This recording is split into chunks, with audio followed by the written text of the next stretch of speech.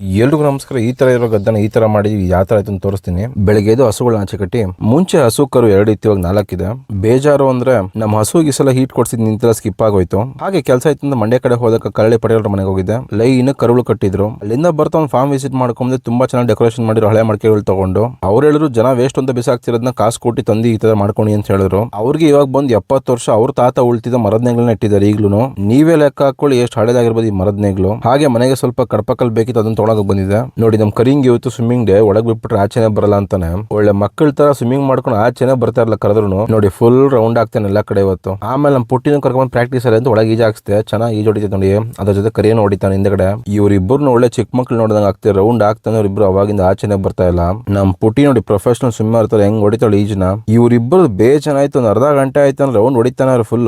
ಇವ್ನ ಆಚೆ ಕರ್ಸಕ್ ನಾವೇ ಒಳಗಿಳಿಬೇಕಾಗತ್ತೆ. ಈಗ ಒಟ್ನ ಅವಳಿಗೆ ಸುಸ್ತಾಗ ಅವಳೇ ಆಚೆ ಬಂದು ಫುಲ್ ರೌಂಡ್ ಹಾಕೊಂಡು ಇವತ್ತು ಇವಳಿಗೆ ಈಜ್ ಹೊಡಿದ ಸಾಕಾಯ್ತು. ಇವಳು ಆಚೆ ಬಂದು ನಮ್ ಕರಿಂಗಿನೂ ಸಾಕಾಗಿಲ್ಲ. ಅಲ್ಲೇ ಒಂದ್ ನೋಡಿ ಚಿಕ್ಕ ಅಂದ್ರಲ್ಲಿ ಆಡೋ ವಯಸ್ಸಲ್ಲಿ ನಾವು ಹಿಂಗೆ ಅಲ್ವಾ, ನೀರಿಗೆ ಬಿದ್ರೆ ಆಚೆನೆ ಬರ್ತಾರಲ್ಲ ಎಷ್ಟೇ ಕರೆದ್ರು. ಹಂಗೆ ಆಯ್ತು ಇವ್ರ ಕತೆ. ಈಗ ಇವತ್ತು ಲೇಬರ್ ಎಲ್ಲ ರಜಾ ಮಾಡಿದ್ರೆ ನಮಗೂ ದಿನ ಕಡ್ದು ಕೂಡ ಸಾಕಾಯ್ತು. ಅದಕ್ಕೆ ರಜಾ ಹಾಕಿದ್ವಿ. ಗದ್ದೆಗೆಲ್ಲ ತೇವ್ರಿ ಕಡ್ದು ತೇವ್ರ ಹಾಕಿ ಸೌರಿ ನೀರು ತುಂಬಾ ಹಾಕ್ಬೇಕು. ಈಗ ಅಷ್ಟು ಪೆಂಡಿಂಗ್ ಕೆಲಸ ಇದೆ. ಮಿಕ್ಕಿದೆಲ್ಲ ಫುಲ್ ಫಿನಿಶ್ ಆಗಿದೆ ಪಾತಿ ಕಟ್ಟಿ. ಸೊ ಫೈನಲ್ ಆಗಿ ಎಲ್ಲಾ ಪಾತಿಗೂ ನೀರ್ ನಿಲ್ಸಕ್ಕೆ ತೇವ್ರಿ ಎಲ್ಲ ಹಾಕಿ ರೆಡಿ ಮಾಡಿದೆ. ಆಮೇಲೆ ನೀರು ತುಂಬಿಸಿ ಹಾಕಿದೆ ಎಲ್ಲ ಕಡೆಗೂ. ಈಗ ಮುಂಚೆ ಇರೋ ಗದ್ದೆಗೂ ಇವಾಗಿರೋ ಗದ್ದೆಗೂ ಯಾವ ತರ ಕಾಣತ್ ನೋಡಿ. ಅಷ್ಟು ಕಷ್ಟಪಟ್ಟು ಇಷ್ಟಪಟ್ಟು ಮಾಡಿರೋ ಕೆಲಸ ಇದು. ಇವತ್ತಿನ ಕತೆ ಇಷ್ಟೇ.